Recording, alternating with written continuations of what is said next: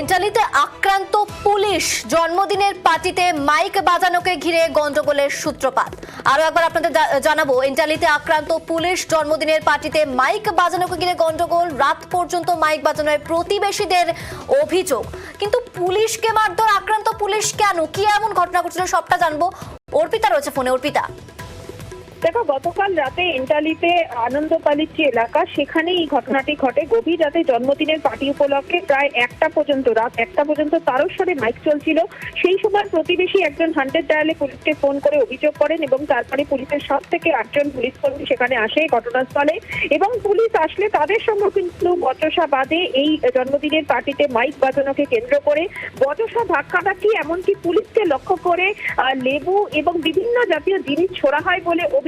এমনকি পার্টিতে যে আইসক্রিম ব্যবহার করা হচ্ছিল সেই আইসক্রিমও কিন্তু ছুঁড়ে মারা হয় এবং তারপরে তাদের সঙ্গে ধাক্কাধাক্কি করে যথেষ্টভাবে তাদেরকে কিন্তু আক্রান্ত করা হয় বলে অভিযোগ। সেই ঘটনাতে ইতিমধ্যেই এন্টালি থানা 2 জনকে গ্রেফতার করেছে এবং এই ঘটনায় আর কারা জড়িত রয়েছে সেই বিষয়টাও কিন্তু খতিয়ে দেখা হচ্ছে। মূলত মাইক বাজানোকে কেন্দ্র করেই এই ঝামেলার উৎপত্তি এবং যেই ঝামেলাকে একেবারে সেখানে পরিস্থিতি সামাল দিতে গিয়ে পুলিশ আক্রান্ত হয় বলেই এন্টালি থানা সূত্রে আমরা জানতে পারছি। অমৃতা, বেশ ধন্যবাদ অর্পিতা।